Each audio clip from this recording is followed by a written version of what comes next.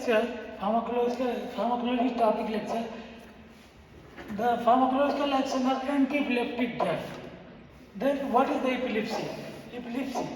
Yeah, you can say the seizure is the part of epilepsy. Okay. Epilepsy, these are the group of disorder of CNS. These are group of disorder of CNS characterized by proximal cerebral dysarrhythmia. This is manifesting as the brief episodic, that is known as seizure, and loss of disturbance of the consciousness with or without characterized by body movement, that is known as convulsion. If a body movement occurs, that is known as a convulsion. And sensory and psychiatric phenomena, its focal origin, epilepsy का focal origin, that is inside of the brain, manifested depend on the site of focal origin, which are discharged speedily after the poststructural depression. समझा? तो ये definition है what is the epilepsy. Epilepsy में एक group of disorder है. Okay, group of disorder है जिसमें कि क्या होता है, दो तरह के होते हैं. एक जैसे ब्रीफ एपिसोडिक लॉस होता है, समझ रहे, एक पर्सन में कोई ब्रेन में कहीं पे डैमेज हो जाना, कुछ न्यूरॉन डिस्चार्ज होता है, तो कोई ब्रीफ एपिसोडिक लॉस होता है, उससे सीधे इंड्यूस होता है. अब conversion with and without movement of body से होता है. इसका फोकल ओरिजिन कहाँ पे होता है? ब्रेन होता है. ये कई टाइप के एपिलेप्सी होते हैं. जैसे देखो एपिलेप्सियोजेनेसिस, मतलब इसका कैसे जनरेशन होता है, तो इसमें आपको हाइपर एक्साइटमेंट नेटवर्किंग होती है. क्या होता है कि इसमें सोडियम का और जो भी एक्साइटेटरी न्यूरॉन्स कंडक्शन है वो बहुत फास्ट हो जाते हैं. फास्ट होने की वजह से ओवर फायरिंग होने लगती है. इलेक्ट्रॉन जो न्यूरॉन्स में जो दो तरह के न्यूरॉन्स में कंडक्शन होता है, एक केमिकल होता है, इलेक्ट्रिकल होता है. तो जो इलेक्ट्रिकल होता है काफ़ी फास्ट हो जाता है, जिससे काफ़ी फास्ट होने की वजह से ये हाइपर एक्साइटमेंट बॉडी में आ जाता है, जिसकी वजह से जर्किंग होने लगती है. इसी को कन्वर्जन बोलते हैं. ठीक है, नेक्स्ट. अब सीजर जो है इंसिडेंट जो है इसका बहुत कम है. 1 लाख पीपल में 80 पीपल को देखा गया है. एपिडेमियोलॉजिकल स्टडी में, एपिडेमियोलॉजी का मतलब जो पूरा वर्ल्ड में एपिलोकलाइज जो कितना ज़्यादा है एज पर ईयर, एक ईयर में 80 जो है 1 लाख होते हैं. लाइफ टाइम जो है प्रिवेलेंस 9% एंड फैबिलिटी 1/3 फैबिलिटी कन्वर्जन है. एपिलेप्सी जो है जो 1 लाख में 45 है. दोनों में देखा. सीजर का मतलब ये होता है कि कोई ब्रीफ लॉस हो जाए ब्रेन में, जिसके वजह से ये एक साइकेट्रिक फिनोमेना है, तो सीजर्स, और उसमें थोड़ा जर्किंग है, लेकिन मूवमेंट ज़्यादा. एपिलेप्सी में क्या होता है कि millions of people in the world रहता है, इसमें मूवमेंट या जर्किंग ज़्यादा होता है. ठीक है, नेक्स्ट. ठीक है, अब इसके बाद जो है टाइप ऑफ एपिलेप्सी होता है. तो दो तरह के एपिलेप्सी होते हैं बॉडली. एक होता है जनरलाइज सीजर्स और दूसरा जो होता है पार्शियल सीजर. ठीक है, जनरलाइज सीजर और पार्शियल सीजर होते हैं दो तरह के. तो पार्शियल सीजर में 3 पार्ट है: simple, complex, secondary generalise seizure. Next करो. ठीक है, नेक्स्ट. हाँ देखो, ये सिंपल पार्शियल सीजर क्या होता है? फोकल ओरिजिन मिनिमल स्प्रेड और नॉर्मल डिस्चार्ज. जो फोकल ओरिजिन से मिनिमल स्प्रेड होगा, मतलब ब्रेन के किसी पार्ट में एपिलेप्सी का फोकल ओरिजिन है जहाँ से एपिलेप्सी जनरेट होती है. अब ये किस वजह से होता है उसको मैं बता दूंगा कि ये किस वजह से होता है. ठीक है, तो वो फोकल ओरिजिन से एबनॉर्मल डिस्चार्ज जो है लोअर होगा, कम होगा. ठीक है, normal consciousness and awareness of maintain, मतलब जो ज़्यादातर एपिलेप्सी में क्या होता है कि कॉन्शियसनेस में रहता है, लेकिन इसमें नॉर्मल कॉन्शियसनेस रहेगा. ठीक है, नॉर्मल कॉन्शियसनेस रहेगा और अवेयरनेस टू मेंटेन, उसको ये रहेगा कि हमारा इसको मेंटेन करें, रिकवरी करने का कोशिश करेगा वो. Next, local onset spread repair of consciousness. ये लोकली होगा, अनसेट ऑफ एक्शन स्प्रेड होगा, लेकिन इसको हम रिपेयर कर सकते हैं कॉन्शियसनेस को.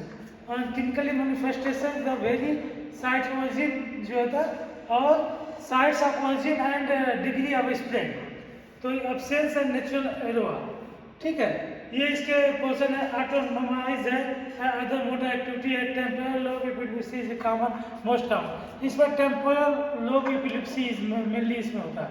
तो 4 लोब होता है ना, फ्रंटल, पैराइटल्स, ये सब टेम्पोरल एक्सपीटल होता है, तो ये टेम्पोरल लोब का होता है। नेक्स्ट, अब सेकेंडरी जनरलाइज सीजर जो है, ये with and without focal neuronal symptom है। मतलब सेकेंडरी जो जनरलाइज सीजर है, ये 2-3 टाइप के भी होते हैं। तो इसमें जो है विद एंड विदाउट फोकल जो है ओरिजिन, ठीक है। इसके बाद origin symmetric intensity duration of tonic clonic scissor है। इसमें टोनिक का मतलब स्टिफनेस आना, ठीक है, टोनिक का मतलब स्टिफनेस, कड़ापन, और जो है क्लोनिक का मतलब जर्किंग आता है। तो टोनिक क्लोनिक सीजर इसमें आता है। ये जनरलाइज सीजर है, टिपिकली 1 से 2 मिनट तक होता है। मतलब ये 1 से 2 मिनट इसका ड्यूरेशन होता है, मैक्सिमम इसी का ड्यूरेशन है, और सबका थोड़ा कम रहता है। इसका पोस्ट कन्फ्यूजन होना, जैसे post ictal confusion and with without transition of focal deficiency. तो इसमें क्या है कि कंसिस्टेंस होता है, 1 से 2 मिनट तक होता है, और टोनिक क्लोनिक सीजर होता है। टोनिक मतलब स्टिफनेस और क्लोनिक मतलब जर्किंग, इसमें रहता है। नेक्स्ट, अब देखो एब्सेंट सीजर पैटी मॉडल, इसकी ड्यूरेशन 10 सेकंड की होती है।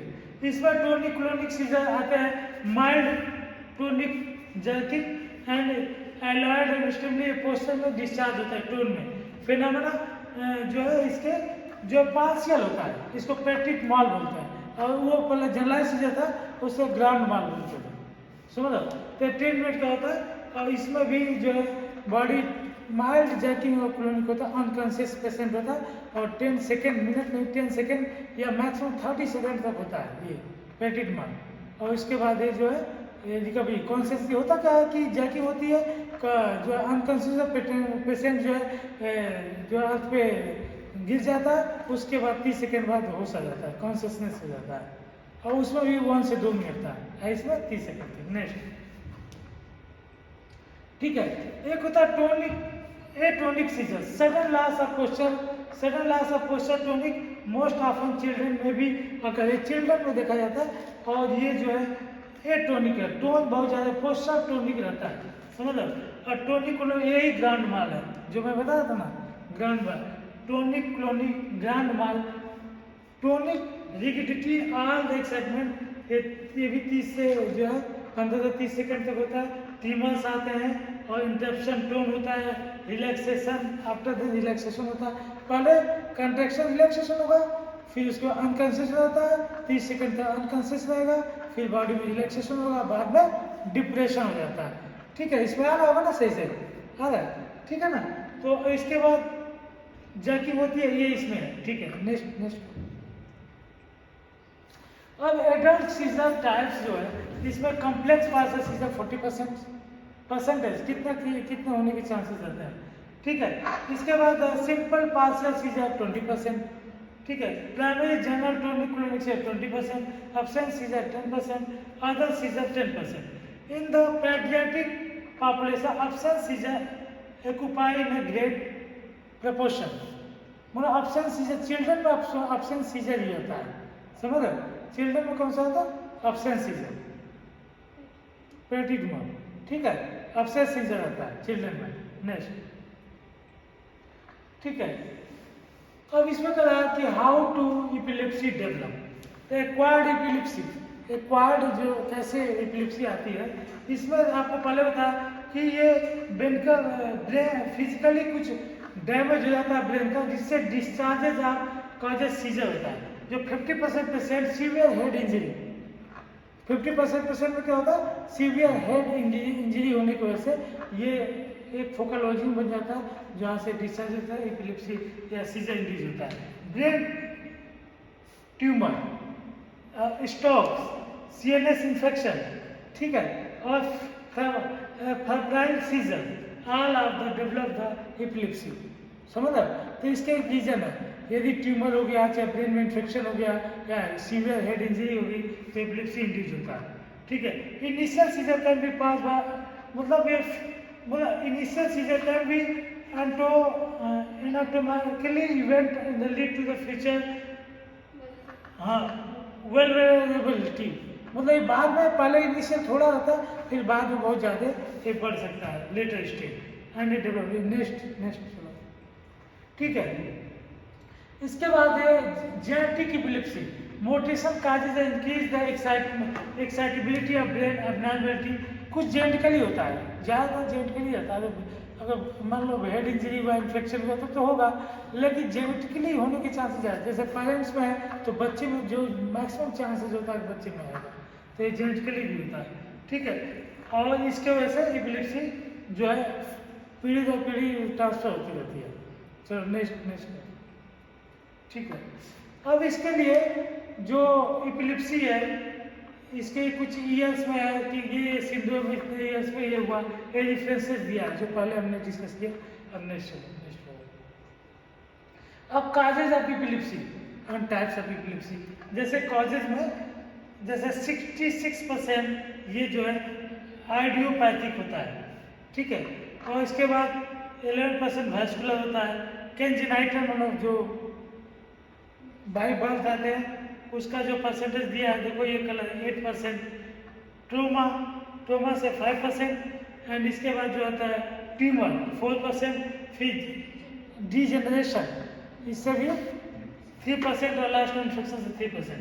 तो आइडियोपैथिक जो ये सीजन मैक्सिमम 65% और टाइप ऑफ एपिलेप्सी में आपको मैक्सिमम जो बताया गया है जैसे रेड कलर आपको पता है ना 36% जो है पार्शियल कॉम्प्लेक्स पार्शियल होता है ठीक है, 23% जनरल टोनिकुलर सीजर होता है ठीक है, सिंपल पार्शियल सीजर जो दिया हुआ है वो 14%, इसके बाद अदर एब्सेंस टोनिकुलर मिनिमम जो है मायोकोनिक 3% में पाए जाते हैं। तो ये टाइप है, इतने चांसेस रहते हैं एपिलेप्सी होने के। तो इसके एक काजेज हो गया, काजेज आपको बता दिया क्या क्या है और इसके बाद इसके टाइप्स क्या है। नेक्स्ट अब एंटी एपिलेप्टिक ड्रग, अब एंटी एपिलेप्टिक ड्रग जो देखिए जो सिम्टम बेसिस हो जाए, जो फायरिंग होती है ठीक है, जो फायरिंग होती है उसके कंट्रोल करने के लिए हाइपर एक्साइटमेंट बॉडी में आते हैं, उसको कंट्रोल करने के लिए हम ये जो ड्रग्स यूज करते हैं।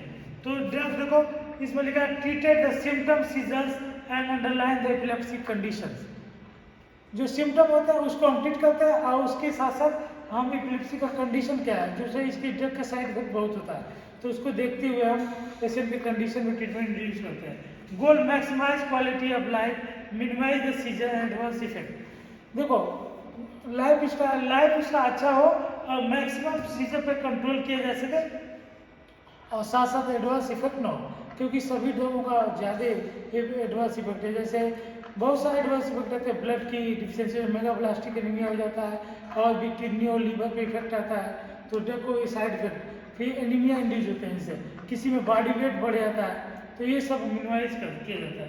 Calculated anti epileptic drug variable कौन कौन से नेक्स्ट में आएगा, नेक्स्ट करो ठीक है। The given the sick of the person, the blood from the pregnant, dogging of drink and stiffness, ये जो है एक अल्कोहल, जैसे अगर ये रिपोर्ट के 1966 में कि यदि कोई प्रेगनेंसी के टाइम में अल्कोहल से कोई ऐसा लेता है तो उसके वजह से ब्लड से टाइप हो, तो बच्चा फिटस में कोई ऐसा एंजाइम तो रहता नहीं है पहले मेटाबोलाइज करने के लिए, तो उसमें एक इफेक्ट आ सकता है। ये नेक्स्ट ठीक है। 60% of people epileptic can become to seizure free with the drug therapy, समझ रहे हो, ड्रग थेरेपी से 68% क्योर कर सकते हैं, है ना। Another 20% seizure due to drastically reduce, और ड्रेस्टिकली धीरे धीरे कम हो जाता है ठीक है। 25 epilepsy patient seizures refractory currently available, मतलब वो बार बार आते रहते हैं, समझ रहे हो। नेक्स्ट अब choose of anti epileptic drugs है, ये क्या क्या है नेक्स्ट में बताओ। तो चूज किसके बिल्कुल को होता है, सीजर टाइप है, जैसे चॉइस ऑफ ड्रग का करेंगे तो किस टाइप का सीजर है। अब 5-6 टाइप का आपको पता है ना, एक सिंपल होता है, पहले तो पार्शियल होता है, एक जनरल होता है।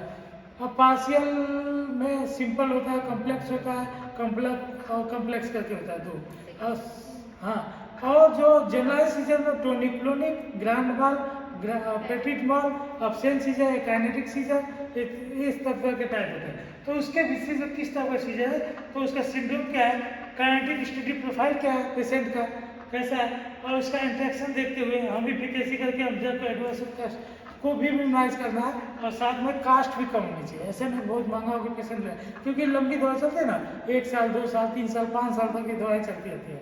तो ये सब देखते हुए हम पेशेंट का गोल हम डिसाइड करते हैं कि कौन सी ड्रग हमको लेना है, ठीक है, देना है, ठीक है। और उसकी वायबिलिटी ये सब है, जैसे गुड ओरल एब्जॉर्प्शन हो, वायबिलिटी हो, सब जानते हो वायबिलिटी जितनी ज़्यादा अच्छा होगी उसका इफेक्ट अच्छा आएगा। मोस्ट इसे लीवर से मेटाबोलाइज होती है, आपको पहले बताया कि लीवर से मेटाबोलाइज होती है, एक्सक्रीटरी अनचेंज फॉर्म में, अनचेंज फॉर्म में इसकी सिर्फ किडनी से होता है। तो ज़्यादातर ड्रग लीवर और किडनी को क्या इफेक्ट करती है, क्योंकि मेटाबोलिज्म लीवर में हो रहा है, तो वहाँ पे एंजाइम होते हैं, तो लीवर डैमेज, फिर ऑक्सीडेटिव स्टेट ड्रग का हो जाता है, एक्टिव मेटाबोलाइट जो होते हैं, तो लीवर डैमेज होने के चांस होते हैं।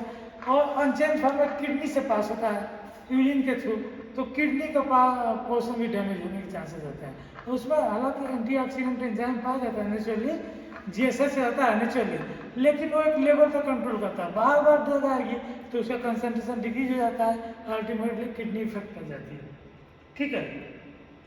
तो इस तरह से है। नेक्स्ट चलो नेक्स्ट बता दो। अब देखो यही है क्लासिफिकेशन ऑफ जो एंटीइपिलेप्टिक ड्रग्स, जो क्लासिकल है न्यूअर ड्रग है। क्लासिकल मतलब जो पहले ड्रग यूज की जाती है, जैसे फिनोट्राइन है, फिनोबार्बिट्यूरेट्स है, लिमिडोल है, कार्बामिजिपिन है, ठीक है, इथोसक्सिमाइड है, वल्पोरिक एसिड, ये भी वल्पोरेट है, ट्राइमेथोडोन, ये ड्रग यूज आती है जो क्लासिकल में है। और जो है न्यूअर में लेमोट्राइजिन, फेल्बामेट, ठीक है, टोपिरामेट, गाबापेंटिन, डायगाबीन, वेगाबैक्ट्रीन, ये सब ड्रग है। ये लिवेट्रासिटाम, ये ज़्यादातर ड्रग है न्यूअर में यूज होती है। ये ड्रग्स है, समझ लो, ये ड्रग्स से यूज करते हैं। तो कैसे एक्ट करती है आगे नेक्स्ट बताना हूँ। थोड़ा सा हिस्ट्री देख लो ड्रग का। जैसे सबसे ब्रोमाइड है एंटीइपिलेप्टिक, जैसा history of antiepileptic drug therapy use in US. US में इसकी हिस्ट्री क्या थी, कैसे यूज है, क्योंकि फॉरेन में भी ये एपिलेप्सी सब जगह रहता है, तो यूएस का स्टैंडर्ड ज़्यादातर मेडिसिन में रहते हैं। पहले वहाँ से उसका थोड़ा एडवांस है, तो वहाँ से ज़्यादातर प्रेफरेंस या उसको लेते हैं। तो 1857 इसमें जो है क्रांति भी हुई थी, हाँ, 1857 में आज़ादी की लड़ाई पहला आंदोलन हुआ था, जिसमें बहुत लोग इंडिया के लोग भाग लिए थे। ठीक है, हालांकि वो सफल तो नहीं हुआ था, लेकिन ये है कि पहला था, स्टार्ट हुआ था, उसमें बहुत जो है। अब सफल किस लिए नहीं हुआ, आप जानते ही हो कि जो है टाइम से पहले स्टार्ट कर दिए।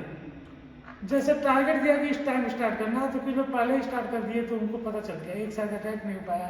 और चाहते तो उससे लोग जो है अवेयरनेस नहीं आया, तो जहाँ जहाँ अटैक स्टार्ट किया वहाँ दमन होता गया अंग्रेजों द्वारा, तो धीरे धीरे दमन हो गया, ज़्यादा कुछ कर नहीं पाया। अगर एक साथ होता तो बहुत अच्छा गया होता। ठीक है, खैर यहाँ देखो तो ब्रोमाइड से, ठीक है, ब्रोमाइड ये जो है पहले यूज किया जाता है, लेकिन इतना सक्सेस नहीं रहा। फिनोबार्बिट्यूरेट 1912 में आया, फिनोबार्बिट्यूरेट। ये बार्बिट्यूरेट जो आपको जो बार्बिट्यूरेट पढ़ा है ना, एक कल पढ़ाया था, हिप्नोटिक सेडेटिव। ये उसमें बताया था कि ये जो है फिनोबार्बिट्यूरेट लॉन्ग एक्टिंग हिप्नोटिक ड्रग है। ये एल्डोस्टेरिक साइट पे बाइंड होती है, आगे मैं बताऊंगा। एल्डोस्टेरिक साइट पे बाइंड होती है किसके, जो गावा बेंजोटिन क्लोराइड चैनल रिसेप्टर होता है, जिसे क्लोराइड चैनल ओपन हो जाता है, हाइपरपोलाइज होती है बॉडी, सेडेशन आ जाता है। एपिलेप्सी में एक्साइटमेंट होती है, तो ये जब सेडेशन आएगा तो एक्साइटमेंट कम हो जाएगा, तो एपिलेप्सी ट्रीट होता है। ठीक है, इसके बाद 1937 में फिनोट्राइन है, फिर 1954 में क्रिमिडॉन, इसके बाद 1960 में इथोसक्सिमाइड ड्रग है। इसके बाद 1974 में कार्बाजिपिन ये ड्रग है। इसके बाद 1975 में क्लोनाजिपाम में क्या है, बेंजोडाइजेपिन एगोनिस्ट ड्रग है, बेंजोडाइजेपिन ग्रुप की है, जो कि उसमें भी यूज होती है, एंटी एंजाइटी और उसमें यूज करते हैं, सेडेशन या हिप्नोटिक ड्रग यूज करता है। तो ये इसमें बेंजोडाइजेपिन लिखा भी है, इसको पढ़ना उसमें भी है। 1978 में क्या वर्ल्ड प्रोजेक्ट आया।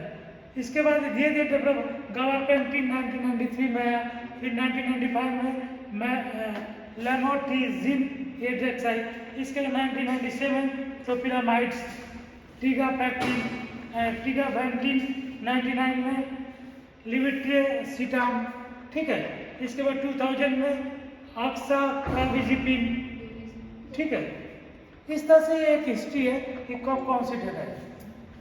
अब एपिलेप्सी होता क्या, इसको सीरियस थोड़ा देखो, इसको आपको लिखना हो तो इसका क्लासिफिकेशन आता है, एंटी एपिलेप्सिक ड्रग क्या है ऐसा क्लासिफाई करो।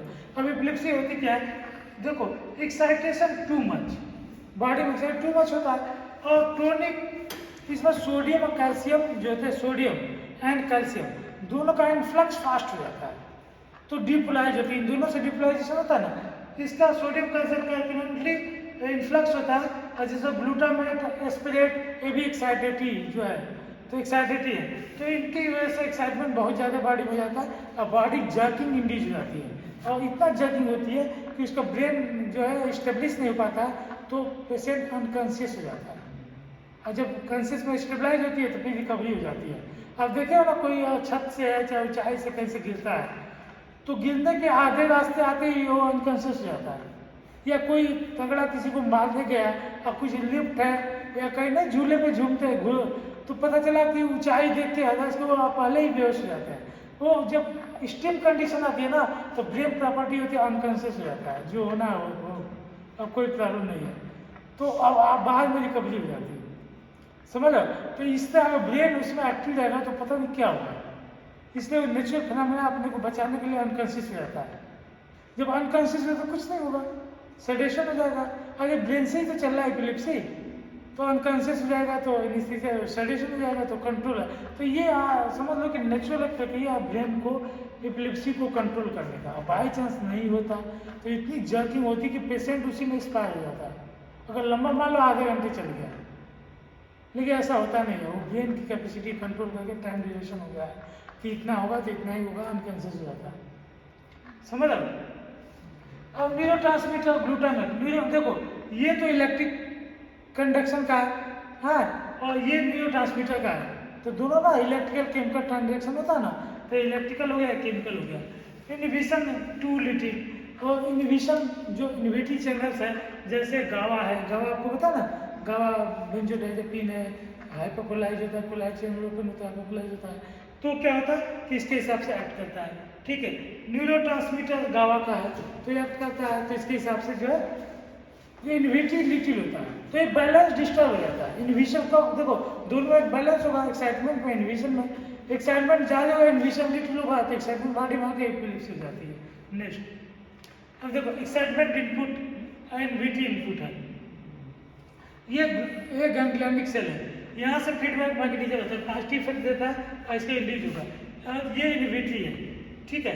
तो इसको ये इनहिबिट करता था, इसको भी इनहिबिट किया, कैसे, ये लिटिल क्यों हुआ, क्योंकि ये तो गैंग्लियन को एक्साइट करके अपना सोडियम और कैल्शियम इन्फ्लक्स को डिप्लाइज करते हैं, एक्शन आता है, लेकिन ये साथ साथ इनहिबिटरी को भी अपना फंक्शन करने नहीं दे रहा है, इसको भी ब्लॉक किया, तो ये लिटिल हो जाएगा, एक्साइटमेंट बॉडी में ज़्यादा जाता है, जिससे कि जो है एपिलेप्सी इंड्यूस होती है। इसका simplify in the hippocampus circuit से, हिपोकैम्पस की सर्किट को बता रहा है कि एक्साइटमेंट हो रहा है, एक्साइटमेंट इनहिबिट हो गया तो एक्साइटमेंट ज़्यादा हो जाएगा। नेक्स्ट, अब इससे क्या है कि आयनिक चैनल नंबर्स, डिजिटल केमिकल और मैनिफेस्टेशन रिसेप्टर, ये सेकेंडरी ड्यूरेशन और सर्जेंटिकली सब भी ये मॉडिफाई होते रहते हैं, ठीक है। नेक्स्ट, ठीक है, रीमॉडलिंग होगा, रीमॉडलिंग होगा जैसे जैसे बॉडी में फंक्शन आता जा रहा है उसके बाद बॉडी स्ट्रक्चर चेंज होता रहता है, तो ये रीमॉडलिंग हो गया। Modulation transaction metabolism up to ganglions, और गैंग्लियन तक मॉडिफिकेशन होता है, गैंग्लियन दो तक है, गैंग्लियनिक सेल होती है, एक नर्व सेल होती है, तो उसमें मॉडिफिकेशन होता है। नेक्स्ट, ठीक है, अब जो है एक्साइटमेंट हो गया, लॉस ऑफ इनहिबिशन हो गया, तो वही चीज़ है, ड्राइविंग ऑफ इनहिबिशन स्लो हो जाता है, एक्साइटमेंट ज़्यादा हो जाता है। अब देखो ये ब्रेन का पोर्शन है, जैसे हिपोकैम्पस रीजन है, ठीक है, ये रीजन है, इसमें बता रहा है कि इनपुट्स आते हैं, इनहिबिटरी इनपुट्स है, तो यहाँ पे देखो ये एक्साइटमेंट स्टेट का यहाँ से आ रहा है, ये भी आ रहा है, और इनहिबिशन को भी इनहिबिट कर रहा है। ठीक है, देखा ये जो प्रीफ्रंटल पाथ है वो इनहिबिट कर रहा है, तो ये एक्साइटमेंट का पोर्शन ज़्यादा हो गया, इनहिबिशन इंटरप्ट कर जाता है, जिसके वजह से क्या होता है इसको इनहिबिट करना चाहिए, लेकिन इनहिबिट उतना नहीं होकर एक्साइटमेंट ज़्यादा हो जाता है, जिससे की वजह से एपिलेप्सी हिप्पोकैम्पल रीजन से सर्किट जो है सीजर इंड्यूस होता है। नेक्स्ट, ठीक है, अब इंक्रीज द इनहिबिटरी न्यूरोट्रांसमीटर गावा। अब कोई भी जैसे गावा पेंटिन बताया, चाहे न्यू जनरेशन की बताया ना, बेंजोबाइडिन, सभी ये इनहिबिशन को इनहांस करेंगे। इनहिबिशन बहुत ज़्यादा हो जाए, ये चैनल ओपन हो जाए, जिससे ट्रीटमेंट अच्छे से हो जाएगा। ठीक है, और ब्लॉक द सोडियम चैनल। अब जो भी चैनल है, या सोडियम चैनल को ब्लॉक कर दो, कैल्शियम चैनल को ब्लॉक कर दो, और गावा पेंटिन जो पोर्शन था उसको इनहांस कर दो, ओपन हो जाए। तो ये तीनों आप कर दोगे तो इनहिबिशन हो जाएगा, और कैल्शियम और सोडियम ब्लॉक होने से एक्स्ट्रा फायरिंग नहीं हुई, डिपोलाइज एक्साइटमेंट बंद हो जाएगा, तो एपिलेप्सी ट्रीट होगी। ठीक है, यही चीज़ बताया इसमें। नेक्स्ट, अब ब्रेन में एक्साइटमेंट के लिए 2 टाइप के ग्लूटामेट रिसेप्टर है, आइनोट्रोपिक फास्ट मैग्नीशियम जैसे एमडीए और एएमपीए काइनेट्स, ये एक्साइटेटरी जो है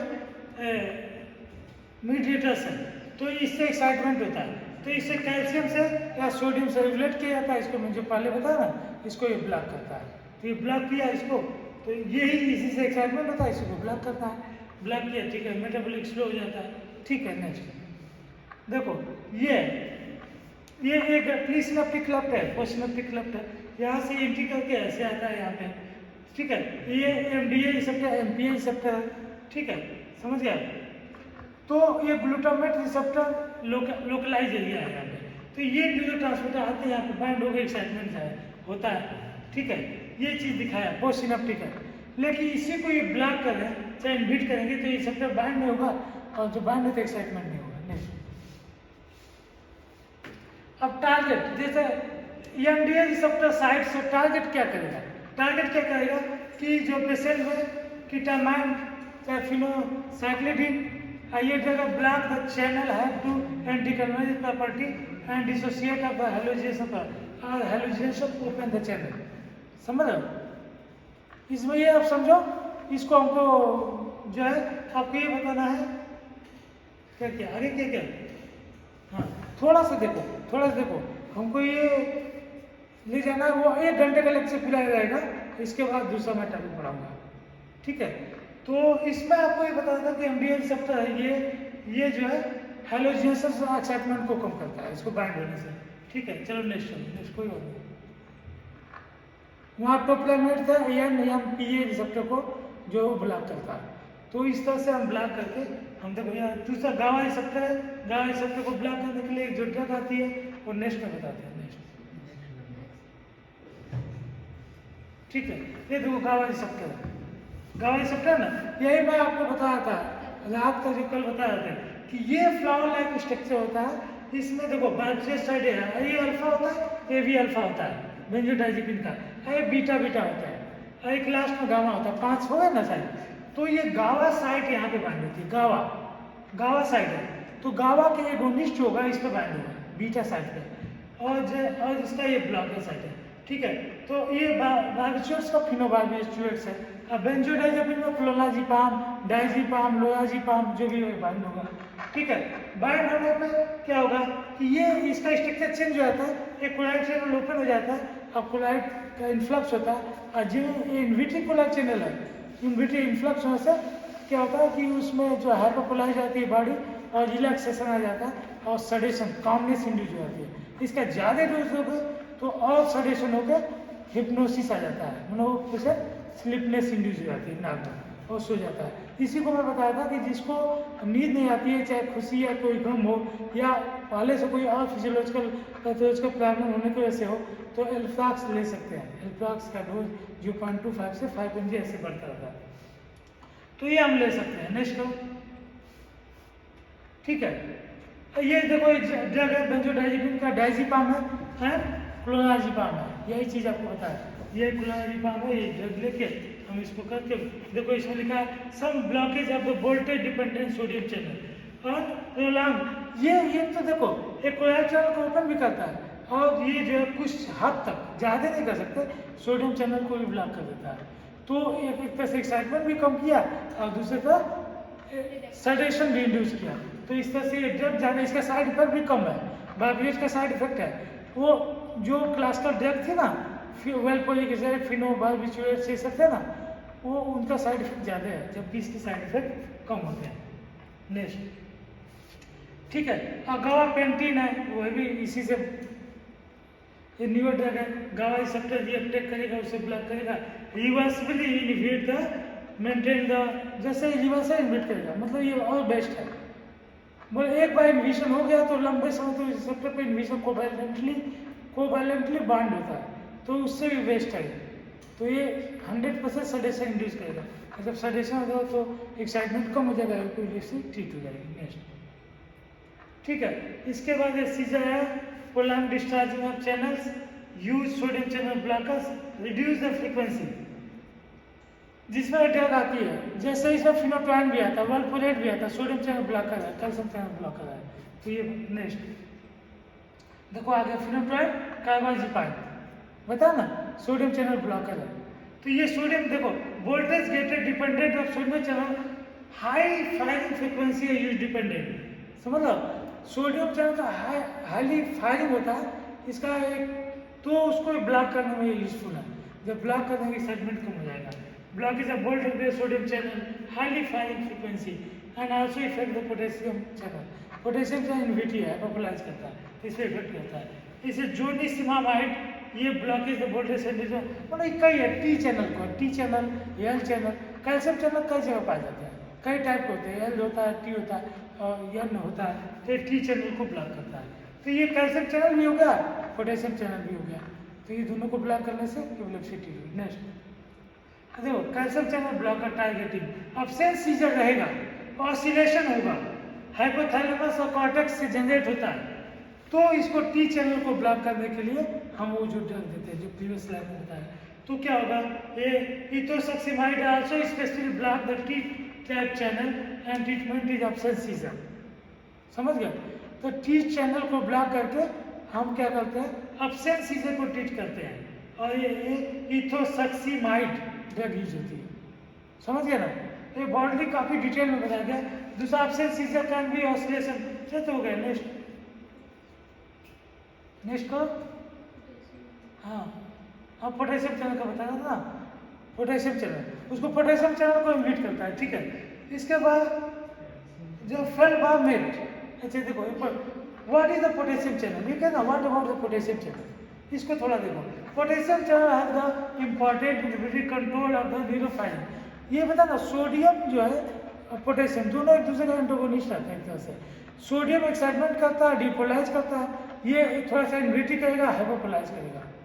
समझ रहे? तो ये हाइपोपोलाइज, इसको हम रीपोलाइज करते हैं। हाइपोपोलाइज कहाँ पर करता है, क्लोराइड चैनल जब इन्फ्लक्स होता है तो हाइपोपोलाइज करता है। हाइपोपोलाइज और रीपोलाइज में थोड़ा अंतर होता है। तो आप देखते हो हार्ट पर भी नहीं देखते हो, सोडियम इन्फ्लक्स है -90 किलोवोल्ट से 20 फेज तक जाता है, फिर कैल्शियम से ओपन होता है, कैल्शियम ब्लॉक होगा, फिर पोटेशियम ओपन होता है, तो वहाँ रीपोलराइजेशन होता है। हाइपोपोलाइज नहीं, रीपोलराइजेशन। ऐसे ही यहाँ पे भी रीपोलराइजेशन होता है, और ये होता है potassium channel agonist decrease the hyper excitement of the brain. Brain का जो हाइपर एक्साइटमेंट होता है वो किसके वजह से होता है, कैल्शियम और सोडियम की वजह से होता है। और पोटेशियम चैनल को यदि ओपनर दे दिए, ब्लॉकर नहीं, ओपनर दिए, तो जब ओपन होगा तो ये जो है ब्रेन का हाइपोपोलाइज कर देगा।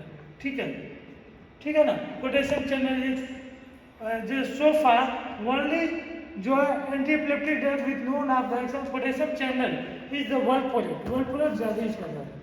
वल्पोरेट ड्रग जो है बहुत ज़्यादा यूज की जाती है, साइड इफेक्ट भी से कम है और लोगों से, तो इसको देते हैं।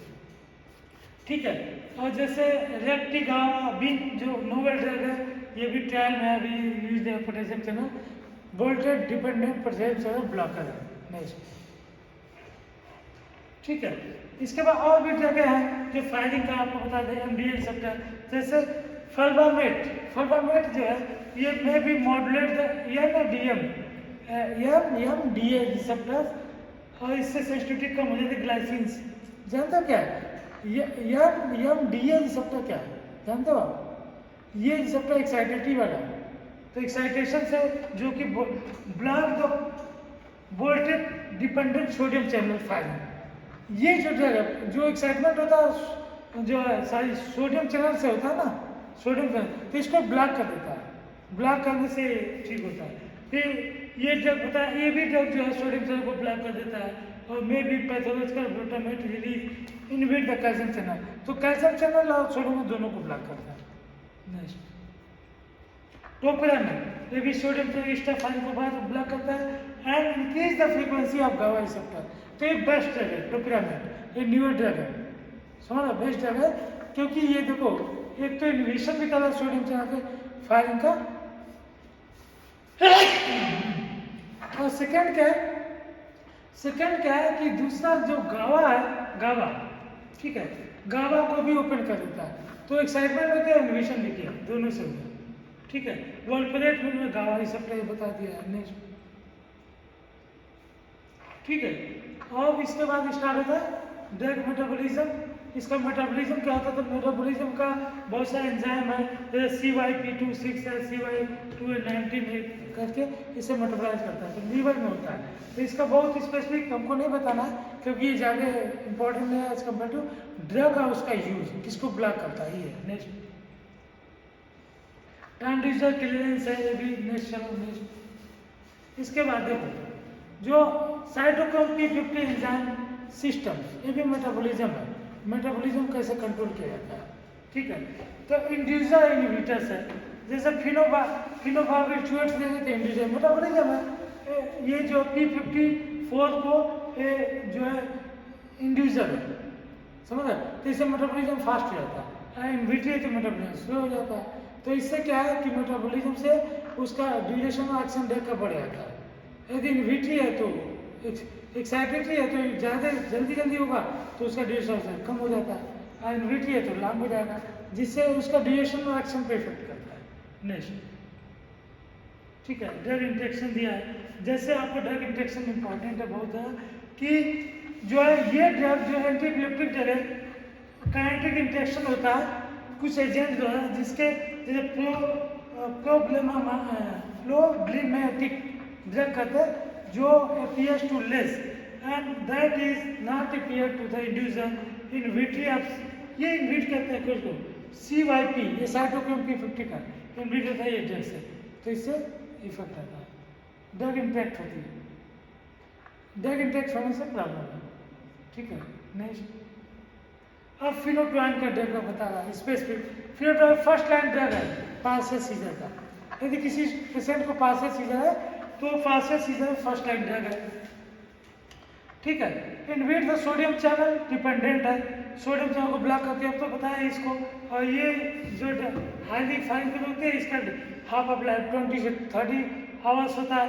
एडवांस इफेक्ट में सडेशन होता है, डाउटनेस होता है, कंफ्यूजन, इंसोम्निया, नींद नहीं आना, ये इंड्यूस होता है। इसके बाद हाइपेल्सिया, ये सब है, ड्रग इंफेक्शन इनसे है। नेक्स्ट चलो, फर्स्ट एडर, दूसरा है कार्बामाजिपिन, ये भी फर्स्ट ड्रग है, ये भी सोडियम चैनल को इनहिबिट करती है और ये हाफ लाइफ टाइम इसका कम है 6 से 12 आवर है। और इसके एडवर्स इफेक्ट जो होते हैं सडेशन, सीएनएस सडेशन, ग्रेनुलोसाइटोसिस, ठीक है, ये प्लास्टिक एनीमिया इंड्यूस होती है, देखो ना इसको देख लेने से प्लास्टिक में ब्लड की कमी है, एल्डरली पेशेंट में रेयर होता है, very serious adverse effect in serious adverse effect होता है, ल्यूकोपेनिया इंड्यूस होती है, decrease the white level blood का, ल्यूकोपेनिया मतलब वाइट सेल्स का कंसंट्रेशन कम हो जाता है। नेक्स्ट पार्शियल सीजर, ये भी है जो फिनोबार्बिचुएट्स से थोड़ा सा फिनोबार्बिचुएट्स है, ये पार्शियल सीजर पे इफेक्ट करता है न्यूनेट्स में। इसको सेकेंड लाइन ड्रग है adult and more effective sedation है, ज़्यादा सडेशन होता है और ये एडल्ट का जो है मोर इफेक्टिव होता है और न्यूनेट्स में भी ये दे सकते हैं, ये नेक्स्ट आपको पता है एल्डोस्टेट साइड पे बाइंड होता है, लिखा था ना, बाइंड होता है कोलाइड से ओपन कर देता है जिससे कि हाइपोपोलाइजेशन होता है। प्रिमिडॉन, ये भी मैकेनिज्म अब फिनोबार्बिटरेट्स की तरह एल्डोस्टेट साइड पे बाइंड होगा गावा के, और बाइंड होने के बाद उसका हाइपोपोलाइज का कोलेक्शन ओपन होगा, सेडेशन इंड्यूस होगा। नेक्स्ट बेंजोडाइजीपाम क्लोज आप हमने बता दिया, ड्रग बाइंड होती है, हाइपोपोलाइज होती है, कोलेक्शन ओपन होता है। गावा receptor increase the frequency and rapidly diazepam क्या करता है रिटेंशन, ऐसे करके ट्रीट करते हैं। ठीक है, हाफ लाइफ टाइम 20 से 40 आवर्स होता है। नेक्स्ट देखो वेल पोलेट पास सीजन भी यूज होता है, सोडियम चैनल ब्लॉक करता है, सोडियम चैनल ब्लॉक करेगा, पोटेशियम चैनल भी, अरे सोडियम चैनल ब्लॉक करता है, गावा रिसेप्टर को भी ओपन करता है, इनहांसर है। तो ये इसीलिए बेस्ट ड्रग मानी जाती है, क्योंकि देखो दो ही रिसेप्टर आपको बताया जाता है, सोडियम का, कैल्शियम का और गावा का। तो ये दोनों पॉजिटिव देता है, सोडियम को ब्लॉक करता है, गावा को ओपन करता है। तो इस तरह से ठीक है, 90% इसका प्लाज्मा प्रोटीन बाइंडिंग है, वो पोलर एक्शन आता है। ठीक है, नेक्स्ट ये आपको बता ही दिया पहले, इथोसक्सीमाइड है जो एब्सेंट सीजर में यूज होता है। ठीक है, तो एब्सेंट सीजर में कैल्शियम चैनल को ब्लॉक करता है, ये थैलेमस में जो कैल्शियम चैनल करंट थैलेमस में इंड्यूस उसको ब्लॉक कर देता है। तो इसीलिए एब्सेंट सीजर में यूज होता है, जो ऑसिलेशन होता है, बहुत हल्का हल्का जो ऑसिलेशन होता है उसमें, और ये सीजर होते हैं। एडवर्स इफेक्ट गैस्ट्रिक डिस्ट्रेस होगा, पेन होगा, नूसिया होगा, वोमिटिंग होगी, ये सब इसका साइड इफेक्ट है। नेक्स्ट अब न्यूरो ड्रग्स में जो ये न्यूरो अप्रूवल के लिए जो आक्सकार्बाजीपिन ये ड्रग है, अभी इसका अप्रूवल पोटेशियम चैनल ब्लॉकर के अप्रूवल इसको होना है, ये भी ऐसे एक्ट करती है। नेक्स्ट कार्बाजीपाम न्यूरो ड्रग है, कावा को बाइंड करेगा, एक साइड में क्लोराइड चैनल ओपन होगा और इससे एक्ट करती है। नेक्स्ट चलो ये भी ड्रग बता दिया ना, लमाटिजिन ये ड्रग जो है मोनोथेरेपिक ड्रग है। ये क्या मोनोथेरेपिक ड्रग रिफ्लेक्ट पाल्सर सीजन में यूज होती है, और इसको सिंड्रोम करके ऐसे ट्रीट करता है जो कैल्शियम सोडियम चैनल दोनों को ब्लॉक करती है। ये 24 हाफ लाइफ टाइम है, कैल्शियम और बहुत ज़्यादा एक्साइटमेंट है बॉडी में, है तो कैल्शियम चैनल को ब्लॉक कर, ब्लड ट्यूमर को ब्लॉक करके इसको ठीक किया जाता है। एडवर्स लेस सीएनएस सेडेटिव होती है, सेडेटिव क्यों नहीं होगी, क्योंकि ये बारबिचुअर्स नहीं है, क्योंकि ये गावा रिसेप्टर को इनहिबिट नहीं करती है, मतलब उस पर ब्लॉक नहीं होती है, तो इससे सेडेशन कम होगा, लेकिन इसका इफेक्ट ज़्यादा होगा एपिलेप्सी में। ठीक है, नेक्स्ट ये भी पता, थर्ड जनरेशन जो रिफ्लेक्ट पाल्सर सीजन में फेल्बामेट्स जो ड्रग आपको बताया, इसको इसका एप्लास्टिक एनीमिया है, सीयर हिपेटाइटिक रिस्ट्रिक्शन यूज इन जो है ब्लॉक बॉक्स है, मतलब ये इंड्यूस करते हैं, इसलिए इसको कम यूज करते हैं। नेक्स्ट इसको मैं बताया ना आपका, लेवेट्रासिटाम ड्रग है जो पाल्सर सीजन में यूज होती है, और इसको करके ऐसे ट्रीट करते हैं। नेक्स्ट सभी ड्रग हो गए। टीगाबिन जो ड्रग है ये पाल्सर सीजन में यूज होता है, गावा को रिएक्टेड बढ़ाता है, जिसकी वजह से ये सेडेशन होता है और रिस्पांस आता है। ठीक है, नेक्स्ट ये भी बता ही दिया, टोपरामेट बता दिया। ठीक है, गावा पेंटिन ये पाल्सर मोनोसीजर, गावा बैक्टीन ये भी सब मॉडर्न ड्रग है, गावा पे एक्ट करेंगे, नॉट अवेलेबल इन यूएसए इसका एग्जाम है। और ये जो है इस तरह से 6 क्लोरावल है, इसका काइनेटिक स्टडी होती है, सेडेटिव जो भी गावा से रिलेटेड होगा, बारबिटरेट रिसेप्टर से रिलेटेड होगा, सब में सेडेशन इंड्यूस होगा। और जो कैल्शियम चैनल ब्लॉक को, पोटेशियम कैल्शियम चैनल को और जो सोडियम चैनल को ब्लॉक करेगा, उसमें इफेक्ट एपिलेप्सी तो ट्रीट होगी, लेकिन सेडेशन कम होगा। ठीक है, नेक्स्ट अब ट्रीटमेंट ऑफ एपिलेप्सी में फर्स्ट लाइन ड्रग, और इस तरह से हम देख के क्या पेशेंट का कंडीशन और पोजीशन है उसके हिसाब से ट्रीट करते हैं, तो इसको हम ट्रीट करते हैं, तो उसको देखते हुए जो ऊपर ड्रग है उसको यूज करते हैं। नेक्स्ट पाल्सर सीजर है, तो पाल्सर सीजर है तो कार्बाजीमाइड्स, फिनोट्राइल, वेलपोरेट, फिनोट्राइल, ट्रिमिडॉन मोस्ट यूजुअली इफेक्टिव होती है। ठीक है, और विदाउट जनरलाइज होगा, तो ये है। नेक्स्ट में चलो, ये भी वही सब बता दिया, इसमें कोई नहीं। नेक्स्ट जनरल टोनिकुलर सीजर है, तो उसके लिए जो ड्रग दी जाती है वो नेक्स्ट में आपको बताया। नेक्स्ट को क्लोबाजीपाम, फिनोबार्बिटरेट, इमिडॉन, ये ड्रग होती है जनरल टोनिक, जनरलाइज जो मेन एपिलेप्सी है, जनरलाइज ग्रांड मार 1 से 2 मिनट तक होती है, टोनिक क्लोनिक सीजर होता है, तो इसको ट्रीट करने के लिए drug can be use against the generalise seizure. Generalise seizure में grand mal, petit mal, absent seizure ये सब रहता है, तो इसको ट्रीट करने के लिए यूज होता है। तो नेक्स्ट अब स्टेटस इपिलिप्सी, इसको कन्फ्यूजन, इसमें हम डायजिपाम यूज करते हैं, समझ लो। ये मोर देन 30 मिनट्स मतलब स्टेटस का मतलब कि ये इपिलिप्सी है, जैसे 1 से 2 मिनट इपिलिप्सी होती है ना, इसमें 30 मिनट तक कंटिन्यूस सीजर रहता है, तो ये बहुत ज़्यादा हो गया ना।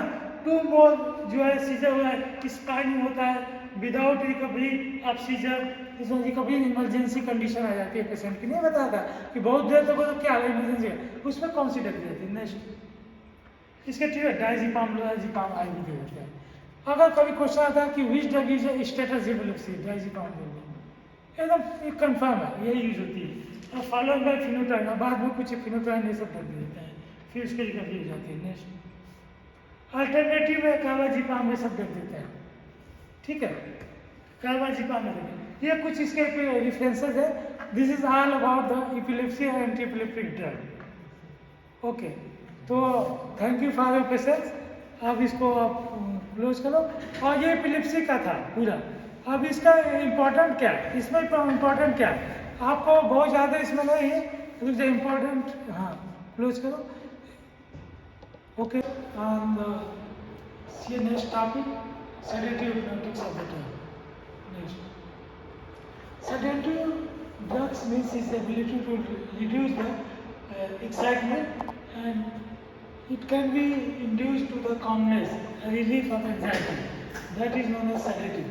And if you take the high dose of this drug, that it may be induce the hypnosis.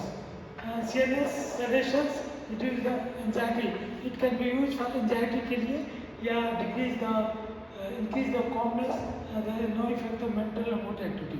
मतलब सेडेटिव ड्रग लेने से calmness इंड्यूस होगा, एक्साइटमेंट रिड्यूस होगा, और साथ साथ में कोई मेंटल मोटर एक्टिविटी नहीं आती, ठीक है। नेक्स्ट, अब इसमें more serious depression hypnosis, sedation से ज़्यादा डिप्रेस होगा सीरियस तो हिप्नोसिस इंड्यूस होगा, ठीक है।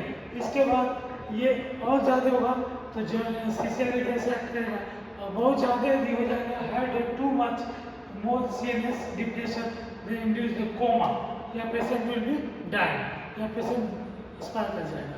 तो इसका डोज ऐसे बढ़ता है, sedative, hypnotic, general anaesthetic, coma, और इससे भी ज़्यादा होगा तो डेथ हो जाता है। नेक्स्ट देखो, classification of sedative hypnotic drug, barbiturates and जो है नॉन बार्बिचुरेट्स। दो मेजर पार्ट है, पहले ही स्लाइड में बताया गया।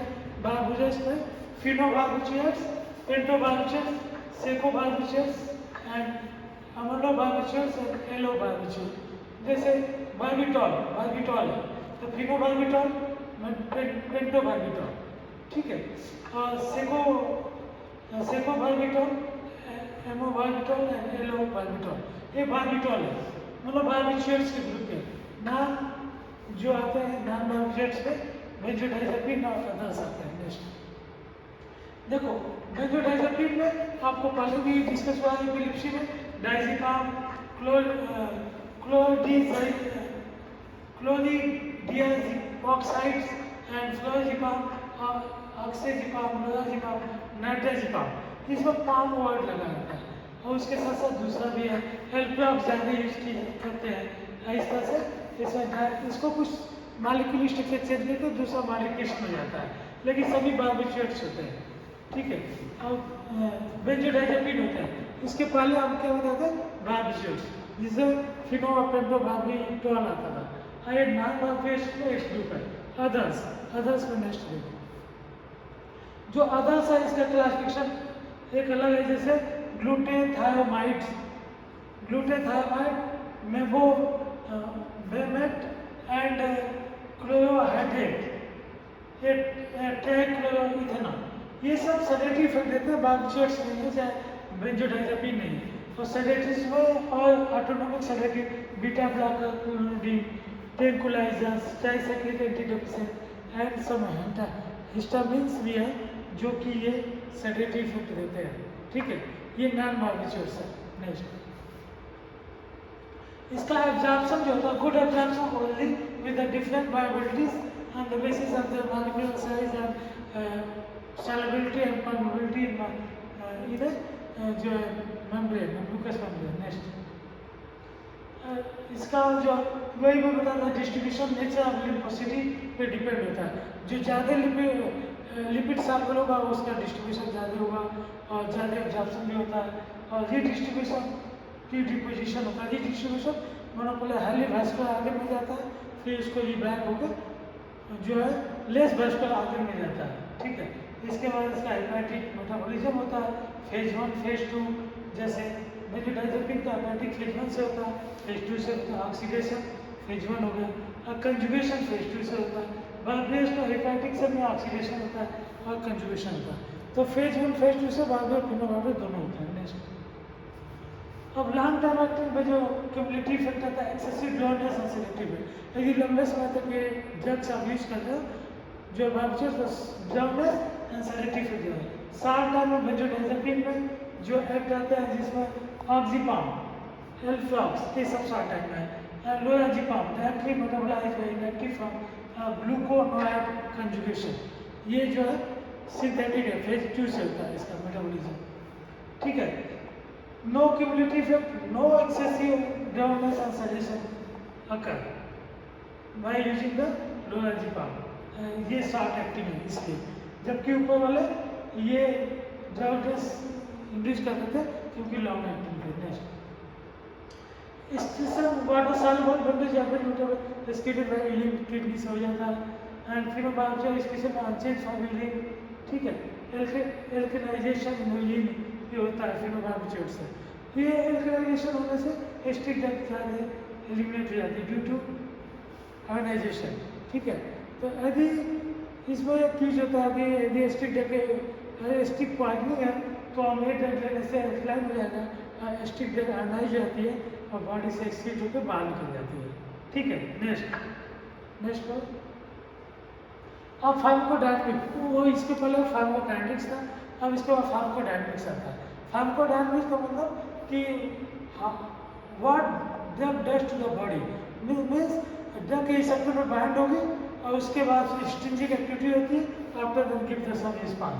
तो ये गावा receptor is the major inhibitory neurotransmitter CNS होता है, इनहिबिटरी है ये, इसमें बेंजोडाइजेपिन और बारबिटरेट दोनों बाइंड होते हैं और बाइंड होने के बाद ये एक्टिवेट हो जाता है, एक्टिव कोलाइड से ओपन हो जाएगा जिससे हाइपोकोलाइज होगा और सेडेशन भी होता है। नेक्स्ट, ये जो रिसेप्टर है आपको पहले ही पता है, ये रिसेप्टर है ऐसे जो alpha beta gamma chloride channel open होता है और ये कोलाइड चैनल ओपन होकर हाइपोकोलाइज करता है जिसकी वजह से ये सेडेशन इंड्यूस होता है।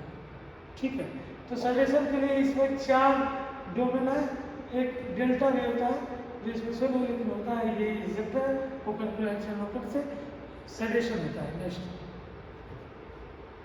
इसके बाद बाइंडिंग ऑफ बेंजो गावा रिसेप्टर बाइंड होगा तो क्या होगा, facilitate to channel open but do not directly initiate the chloride करेगा।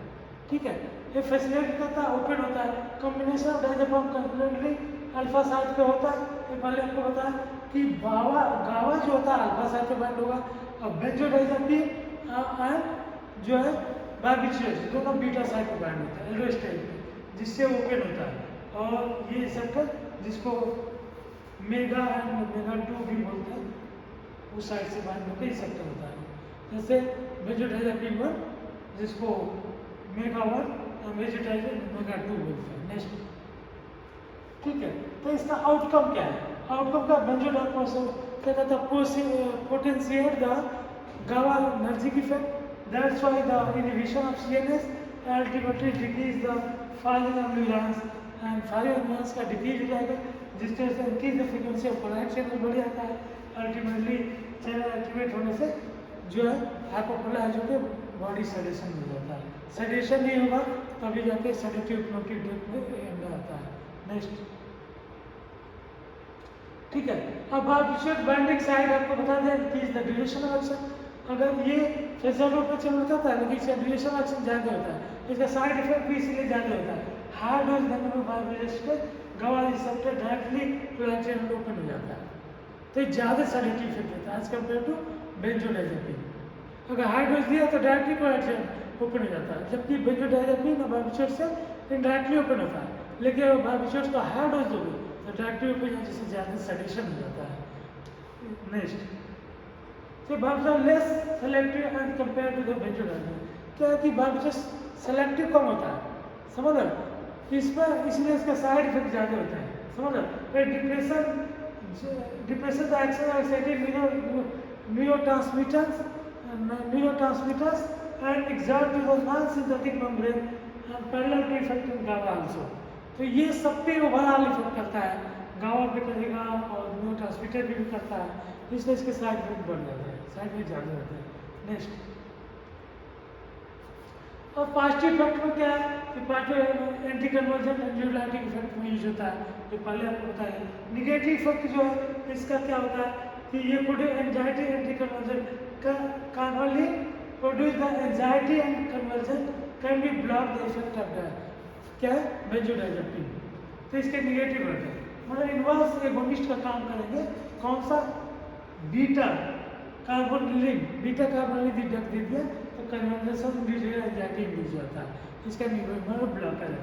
एंड एंटागोनिस्ट में आपको पहले बताया था फ्लोमाजिनिन, फ्लोमाजेनिल एक ड्रग आती है जो ब्लॉक करती है बेंजोडाइजेपिन के एक्शन को, जिससे बार्बिट्रेट्स नॉट बार्बिट्रेट्स जो है इसको ब्लॉक कर देते हैं, एंटागोनिस्ट है, तो एंजाइटी और कन्वर्जन इंड्यूस होता है। नेक्स्ट, मतलब इसको हम कहाँ यूज करते हैं? जब कोई ड्रग यूज करके ज़्यादा सजेशन होने लगता है, कुछ प्रॉब्लम हो गई, कुछ ऐसी बात आ जाती है, तब इसको हम ड्रग को ब्लॉकर यूज करते हैं। तो ब्लॉकर यूज करेंगे तो रिकवरी हो जाती है जल्दी से, ठीक है। और हिप्नोसिस में हाई डोज देते हैं, इफेक्ट सजेटिव पार्ट नॉर्मल स्लीप, तो नॉर्मल स्लीप इंड्यूस करता है ये हाई डोज पे। नेक्स्ट, और इसमें जो है नॉर्मल स्लीप से स्टेज 1 और 2 आता है, 50% स्लीपिंग हो जाती है। और स्टेज 3 4 पे जो है night terror occur, lower secretion and adrenal, lower secretion adrenal steroid and high secretion of somatotropin. अगर डीप स्लीप होगी तो सोमाटोपिन का हाई सिक्रीशन होगा, एड्रिनल का कम सिक्रीशन होता है। और ये 3rd स्टेज और 4th स्टेज में आता है। और 1st स्टेज में जो है आई मूवमेंट का बबल मूवमेंट कम हो जाएगा और क्लोज हो जाएगी आई, ये सब फर्स्ट मूवमेंट में होता है। और जैसे रिकॉल द ड्रीम्स, ये इसमें रहता है। रेम बोलता है ना, रैपिड आई मूवमेंट स्लीप, जो 20 से 30% तक होता है, जिसमें टोटल स्लीपिंग टाइम कितना होता है 25 से 30% तक होता है। और इसमें रिकॉल ड्रीम आते हैं, ठीक है। और ये REMP में साइक्लिक स्लीप स्टेज स्टार्ट हो जाती है। और इसके बाद स्टेज 1 2 3 4 आते हैं, जिसमें शॉर्ट ड्यूरेशन होता है, 50% होता है, और ये जो डीप स्लीप होती है, ठीक है। नेक्स्ट, एनेस्थीसिया, अगर वही पहले बताया कि अगर इसका डोज और ज़्यादा यूज कर रहे हैं तो ये सेडेटिव हिप्नोटिक बाद जनरल एनेस्थीसिया काम कर देता है, ठीक है। और 3rd स्टेज में जनरल एनेस्थीसिया जैसे थायोपेंटेन है, जैसे मेथोहेक्सिटॉल, डायज़ेपाम, मेडाजोलॉन, ये हाई डोज यूज करने पे, ज़्यादा यूज करने पे ये जनरल एनेस्थीसिया काम कर देता है, ठीक है। यदि बच्चों को कोई लिटिल ऑपरेशन करना है छोटा मोटा, तो ऐसे देख के हम इसको डोज को और हम उसका ऑपरेशन कर देते हैं, छोटे जैसे लोकल ऑपरेशन पे छोटे करना है, फिर इसको ब्लॉकर देकर रिकवरी कर देते हैं, ठीक है। अब एंटी कन्वर्जेंट इफेक्ट इसका आपको पहले ही बता दिया, इसमें एपिलेप्सी बताया था कि डायज़ेपाम और फिनोबार्बिटल एंटी कन्वर्जेंट इफेक्ट देते हैं, एपिलेप्सी को ट्रीट करते हैं। Muscle relaxant, benzodiazepine carbamates, both are muscle relaxant भी काम करते हैं। और ये रिस्पिरेशन सीरियस पे हिप्नोटिक डोज नो इफेक्ट, कोई ज़्यादा इफेक्ट नहीं करती है, बस पेशेंट विल बी पल्मोनरी का ये थोड़ा डिस्क्रीज हो जाती है और सीरियस थोड़ा ब्लड प्रेशर थोड़ा कम होता है, जैसे सिक्रीशन है ये सब, जैसे सेडेशन होगा तो ब्लड प्रेशर कम होता है और गैस्ट्रिक एसिड सिक्रीशन बढ़ जाता है थोड़ा, और जो है सिक्रीशन होगा नहीं, गैस्ट्रिक एसिड सिक्रीशन कम होता है, सॉरी इसके लिए सभी चीज़ का सिक्रीशन कम हो जाता है, समझ लो। गैस्ट्रिक एसिड सिक्रीशन कम होगा, ब्लड प्रेशर भी कम हो जाएगा, तो जिसकी वजह से यदि मान लो किसी को पेप्टिक अल्सर हुआ है, समझ लो, और पेप्टिक अल्सर से स्लिप नहीं आ रही है, पेप्टिक अल्सर है और उसको पेन की वजह से स्लिप नहीं आ रही है, तो एल्प्राक्स देने से स्लिप भी आ जाएगी और पेप्टिक अल्सर भी का जो सिक्रीशन होता है एसियल का चाहे गैस्ट्रिक यूसेस का वो कम होगा, जिससे उसे ट्रीटमेंट करने में हेल्प मिलती है। नेक्स्ट, और इसका क्लिनिकल यूज, ये क्लिनिकल यूज इसका सेडेटिव प्रोडक्ट किसका कहाँ कहाँ यूज होता है? तो पहले तो मैनेजमेंट इंसोम्निया, जो नींद की बीमारी होती है उसको दूर करने के लिए हम करते हैं sedative amnesia, sedation amnesia, medial surgery, इस सब में यूज करते हैं। रिलीफ एंजाइटी भी ट्रीटमेंट होता है, और एपिलिप्सी और जो है कन्वर्जन में डिसऑर्डर यूज होता है, एनेस्थीसिया में यूज होता है, आपको पहले पता है ना एनेस्थीसिया, तो ये सब में यूज होता है। मसल रिलैक्सेंट में यूज होता है न्यूरोट्रांसमीटर का। तो ये 4-5 चीजें हैं, ठीक है। नेक्स्ट, इसमें टॉलरेंस डेवलप हो जाती है, समझ लो, decrease the responsible of the drug repeated exposure of the common, ये ड्रग यदि लेते हैं रिपीटेड डोज लेते हैं तो पेशेंट को टॉलरेंस डेवलप हो जाती है, जिसके वजह से उस डोज पे उसका पहले जैसे इफेक्ट नहीं आता है, तो डोज हम बढ़ाते हैं तब जाके प्रीवियस जैसे इफेक्ट आता है, इसको हम टॉलरेंस बोलते हैं। तो ये टॉलरेंस साइकोलॉजिकल और फिजियोलॉजिकल डिपेंडेंस हो जाता है। जैसे मान लो जिसको नींद नहीं आ रही है, बार बार दवा ले लेके नींद आती है, तो आफ्टर कुछ टाइम के बाद इसको हैबिचुअल हो जाएगा, साइकोलॉजिकल डिपेंडेंस, जबकि एक्शन ऐसा नहीं है कि उसके ही वजह से नींद नहीं आ रही है, चाहे उसको लेने पे ही नींद आएगी, लेकिन साइकोलॉजिकल डेवलप हो जाता है जिससे उसको हमेशा लेना पड़ता है, फिजिकली और साइकोलॉजिकली इसके दिमाग में बना रहता है, तो वो लेता है और तब सोता है, नहीं तो नहीं सो पाता है, इसको लंबी समय मिलती है। इसीलिए ज़्यादा यूज नहीं करना चाहिए, कभी कभी अगर आपको नींद नहीं आई ये है तो ले लिया, लेकिन कंटिन्यूस यूज नहीं करें। नेक्स्ट स्लाइड, नेक्स्ट है ना। तो ये टॉपिक आपका यहाँ पे खत्म होता है, और thank you for attention. Next topic next